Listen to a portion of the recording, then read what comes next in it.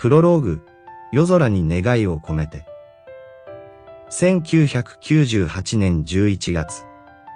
全国7都市を巡るファーストツアー。There Will Be Love Thereを進行中だったザ・ブリリアント・グリーンのメンバーたちは、広島公演を終えた翌日の夜ツアーバスで移動中だった。翌週の渋谷公演まで少しだけ空いた時間。彼らは自然と夜空に目を向けていた。獅子座流星群が最も観測しやすい夜だった。流れ星を見たら願い事を3回言うんだっけ。川瀬がそう言うと松井が笑った。願うのはいいけど3回も言ってる暇なんてあるのか。そんなことより見逃さないようにしろよ。奥田が空を指さすと、一筋の光が夜空を切り裂くように流れていった。綺麗だね。智子の言葉に誰もが黙ってうなずいた。その静かな時間の中で、それぞれが心の中に抱えている思いを確かめるように夜空を見つめ続けた。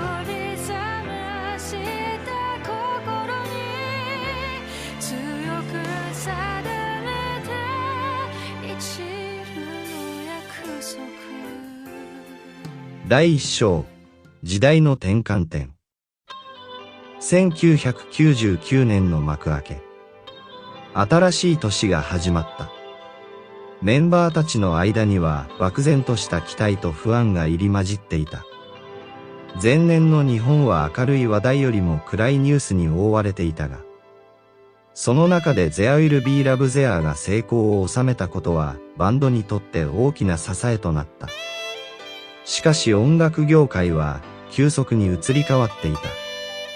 宇多田ヒカルの衝撃的なデビューや小室ファミリーのピークアウト。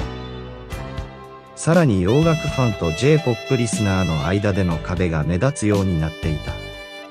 僕たちの音楽は、この時代に合っているのかな。松井が控え室で漏らした言葉に智子は小さくうなずいた。でも時代に合わせて自分たちを変えたくないよね。その時奥田がふと口を開いた。時代は変わる。でも俺たちが変わらずにいるために何が必要なのか。それを見つけるのが大事なんじゃないか。第2章、光と影の間で。1999年の年明け。新曲のリハーサルがスタジオで続いていた。ノストラダムスの大予言が再び話題に上るようになり、ニュース番組や雑誌では、1999年7月に世界が終わる、という予言について熱く議論されていた。だがメンバーの間では半ばジョークのように語られていた。もし本当に世界が終わるなら、最後に何がしたい？智子がぽつりと聞いた。松井はギターを弾きながら即答した。ギターを弾く。それだけで十分だ。奥田は少し考え込んでから言った。俺は伝えられることを伝えるかな。誰かに。智子は流星群を見たあの夜を思い出しながら静かに答えた。私も誰かに気持ちをちゃんと伝えたいかも。第3章、そのスピードで。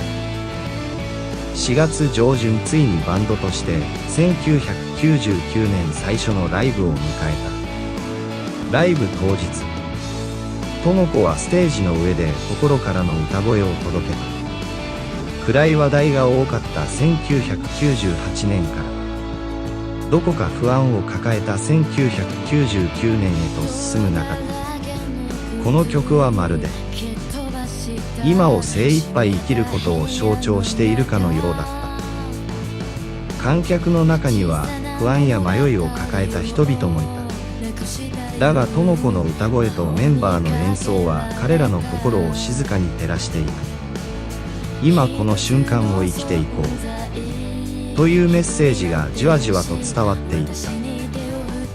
その夜打ち上げが行われた居酒屋の一室では、アルコールも手伝って和やかなムードが広がっていた。スタッフも含めライブの余韻と開放感が充満する中、奥田が立ち上がりグラスを掲げてこう言った。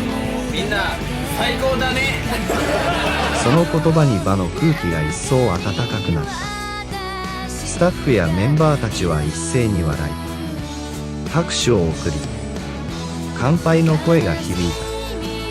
智子はそんな奥田の姿をぼんやりと見つめていた。彼の言葉の裏にはメンバーやスタッフへの感謝、そしてこれからの未来に対する決意が込められているように感じた。エピローグ、未来への旅路。1999年が進むにつれ、バンドにとって新たな挑戦と課題が見えてきた。しかしそのスピードでを通じて伝えた自分たちらしく生きることの大切さはメンバーの心にも強く刻まれていた。次回、長いため息のようにでは未来への不安と過去の後悔に立ち向かうメンバーたちの物語が展開される。